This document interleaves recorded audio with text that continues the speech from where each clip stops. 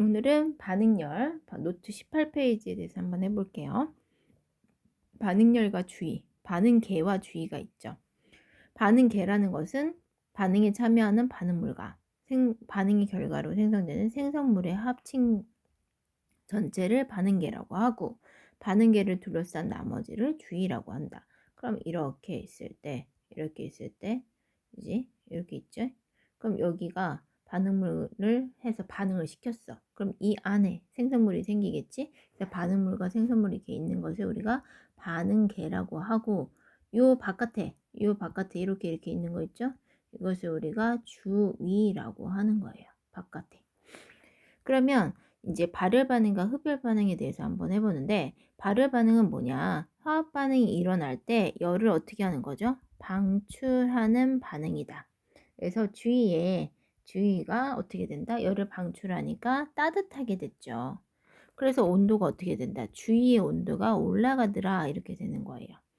그 다음에 화학 반응이 일어날 때 열을 어떻게 한다? 흡열 반응, 흡수한다. 흡열이란 흡수한다. 발열이란 열을 방출한다. 이렇게 알고 있으면 되고, 그래서 열을 흡수해 오니까 주위, 우리가 그냥 보통 따뜻해진다, 차갑다 이런 건 주위의 온도를 말하는데 주위가 차갑게 되더라. 이렇게 되는 거죠. 그래서 자기가 가지고 있는 이 반응물의 에너지가 있잖아. 이 에너지에서 열을 방출한다는 것은 자기가 가지고 있는 에너지를 밖으로 내보낸다는 소리예요. 그러면 열이 방출됐으니까 에너지가 작아졌겠죠. 그래서 반응물에서 생성물 될 때 열을 방출하면 이런 그래프가 나오고, 반응물이 열을 흡수한다 그러면 생성물이 되겠죠. 누가 더 안정하겠어? 당연히 얘가 안정하겠죠. 안정하겠지. 에너지를 스스로 내놓을 수 있어. 얘는 열을 꼭 주위에서 갖고 와야 되기 때문에 잘 일어나지 않는다. 이렇게 되는 거죠. 그럼 이제 엔탈피에 대해서 한번 알아볼게요. 반응 엔탈피가 뭐냐? 그지? 지금 우리가 발열 반응, 흡열 반응 뭐 이런 거 배웠는데, 그럼 반응 엔탈피는 어떤 거냐? 엔탈피의 정의를 알아야겠지. 엔탈피라는 것은 물질이 어떤 압력과 온도에서 가지고 있는 고유한 에너지야. 그러니까 어떤 물질이 가지고 있는 에너지를 말하는데, 그 에너지가 화학 반응이 일어나면서 그 에너지가 출입하는 것. 그것이 각 물질의 엔탈피가 다르기 때문에 열을 흡수할 수도 있고 열을 방출할 수도 있는 거죠. 왜? 자기가 갖고 있는 에너지가 다 다르기 때문에. 그래서 자기가 가지고 있는 에너지를 엔탈피라고 하면 돼. 그런데 우리는 그 엔탈피를 구할 수가 없어. 그 물질이 가지고 있는 엔탈피를 구할 수 없기 때문에 우리는 어떻게 해야 되냐? 화학 반응이 일어날 때 반응과 생성물의 엔탈피 변화를 본다. 이것이 우리가 반응 엔탈피라고 하는 거예요. 반응 엔탈피. 다시, 엔탈피라는 것은 물질이 가지고 있는 고유한 에너지를 말하는데, 그 에너지를 직접 측정할 수 없기 때문에 우리는 화학 반응이 일어날 때 반응물과 생성물의 엔탈피 변화로 우리가 알아볼 수 있더라. 그 변화를 우리가 반응 엔탈피 델타 H 이렇게 얘기를 해요. 그러면 반응 엔탈피라는 것은 뭐에서 뭘 빼줘야 되냐? 생성물의 엔탈피에서 반응물의 엔탈피를 빼면 되겠죠. 그지? 이렇게 빼면 되겠어요. 그래서 델타 H는 델타 H 생성물, 아니 델타가 아니고 이 델타는 빼버릴까? H 생성물의 엔탈피에서 반응물의 엔탈피를 빼면 그게 반응 엔탈피구나 이렇게 되는 거죠. 그럼 우리가 발열 반응과 흡열 반응에서 엔탈피 변화를 한번 찾아봅시다. 좀 올려볼게요. 그래서 어떻게 되냐? 이렇게 되겠죠. 발열 반응에서는 반응물보다 생성물의 엔탈피가 더 낮죠. 생성물의 엔탈피가 낮잖아? 그럼 우리가 반응 엔탈피는 어떻게 구한다고 했어? 생성물의 엔탈피에서 반응물의 엔탈피를 뺀다고 했잖아요. 그러니까 델타 H는 얘가 더 작으니까 0보다 작다. 0보다 작다. 이렇게 되는 거죠. 흡열 반응에서는 어떻게 돼요? 흡열 반응에서 아니 생성물에서 반응물을 빼는데, 그지? 반응물을 빼는데 생성물의 엔탈피가 더 크죠. 엔탈피가 크단 말이야. 그러니까 얘는 0보다 크다 이렇게 나오겠죠.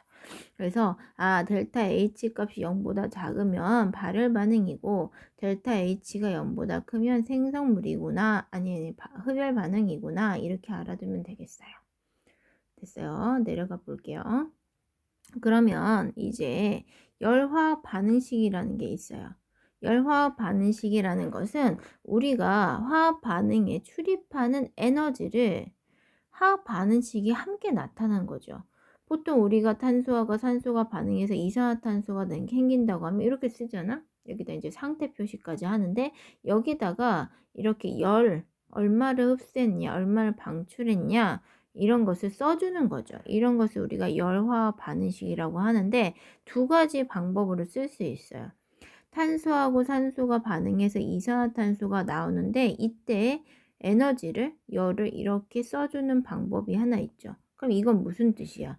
원래는 탄소와 산소 에너지를 합한 거고 이산화탄소가 생길 때 이산화탄소와 393.5를 더해야 같다라는 뜻이에요. 그러면 얘는 탄소하고 산소가 반응할 때 이산화탄소는 에너지가 더 낮겠죠. 그러니까 요렇게 요거를 우리가 뭐라고 하냐면 반응열이라고 하거든요. 반응열. 이렇게 그 숫자 화학 반응식에다가 더해서 쓴 걸 반응열이라고 하는데 요거는 플러스 값을 갖죠. 그게 발열 반응이야. 근데 여기를 이렇게 화학 반응식이 같이 쓰지 않고 콤마를 쓴 후에 델타 H를 쓰면 마이너스 393.5 이렇게 쓰는 거죠. 왜? 발열 반응은 이 델타 H 값이 0보다 작다고 했잖아. 그래서 이렇게 표시를 할 수가 있고, 흡열 반응은 어떻게 되냐?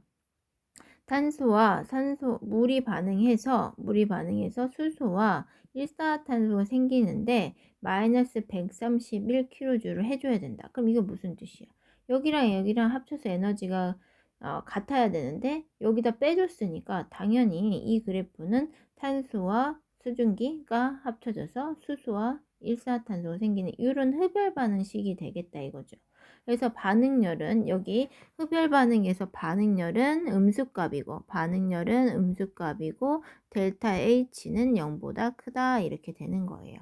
그래서 이 반응식 요 식만 보고 얘가 발열 반응이냐 흡열 반응인가를 알면 되겠습니다. 그다음 열화학식의 표현이 있어요. 표현 봅시다. 열화학식의 표현에서 물질의 상태를 열화학 반응식에 일단 함께 표현을 하는데 이때 이제 수소하고 2분의 1 산소가 만나서 고체가 되고 액체가 되잖아요. 상태 표시를 이렇게 하잖아. 당연히 얼음이 생길 때와 물이 생길 때는 에너지 변화가 다르겠죠. 그래서 델타 H가 다르다는 거. 그다음 온도와 압력 조건을 함께 나타내서 온도 압력이 주어지지 않으면 그냥 일반적으로 25도씨 일기압, 우리 이상기체 상태 방정식 하는 것처럼 0도씨 일기압 아니고 여기서는 25도씨 일기압입니다.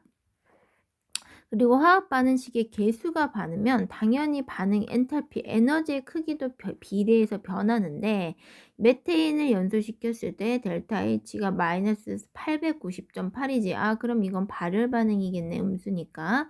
그런데 여기다 2배를 해주는 거예요. 그러면 이 개수에다가 2배를 해줬어. 그러면 에너지 값도 2 곱하기 890.8kJ 2배가 더 늘어나더라. 마이너스 붙임값에서. 이렇게 그러면 이제 예를 들어서 이 메테인 플러스 EO2 그 다음 CO2 플러스 EH2 있는데 얘를 2분의 1 배하면 어떻게 돼? 2분의 1 하면 뭐 1 되고 2분의 1 하면 1 이렇게 되잖아. 그치? 이렇게 되어 있을 때는 델타 H가 어떻게 되냐?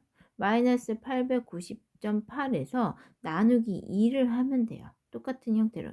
2배 해주면 2배 해주고 반을 줄여주면 반을 줄이고 이렇게 해서 엔탈피를 구할 수 있더라. 그러면 만약에 이 메테인하고 산소가 반응하는 이 식을 이렇게 되어 있는 식에서 이거를 역반응이 일어나는 반응으로 쓸 수도 있잖아요. 그지? 그럼 이건 어떻게 되냐? 요 반응식은 발열 반응이야. 마이너스 890.8이니까. 그럼 이거를 거꾸로 하면 당연히 이 반응은 흡열 반응이 되겠죠. 그러면 흡열 반응인데 어차피 에너지 값은 똑같을 테니까 델타 H는 플러스 890.8 이렇게 되는 거예요. 이해됐죠?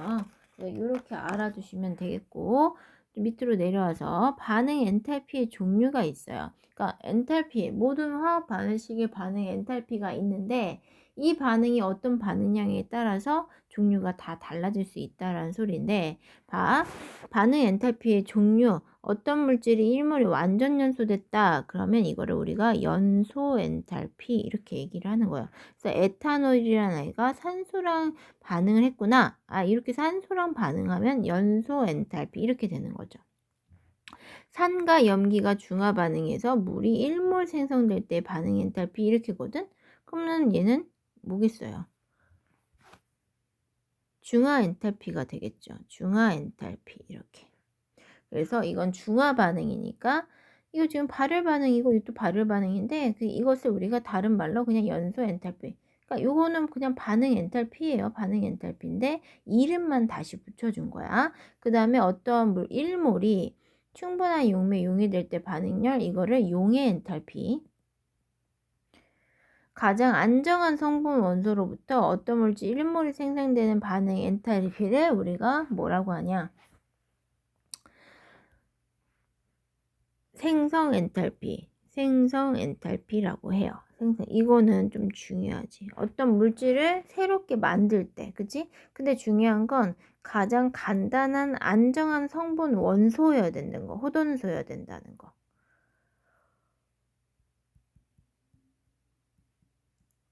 이렇게 탄소와 산소가 반응해서 이산화탄소가 생길 때 얘가 지금 호돈소죠.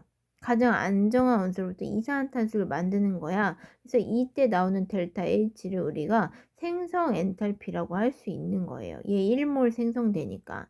근데 이거를 또 다른 걸로 하면 연소 엔탈피도 될 수 있는 거죠. 그 다음 마지막에 어떤 물질 1몰의 가장 안정한 원소로 분해된다 그랬거든. 이거를 분해 엔탈피. 이렇게 얘기를 하는 거죠. 그래서 물이 수소와 산소 기체로 되는데 그때가 이제 값이 얼마냐?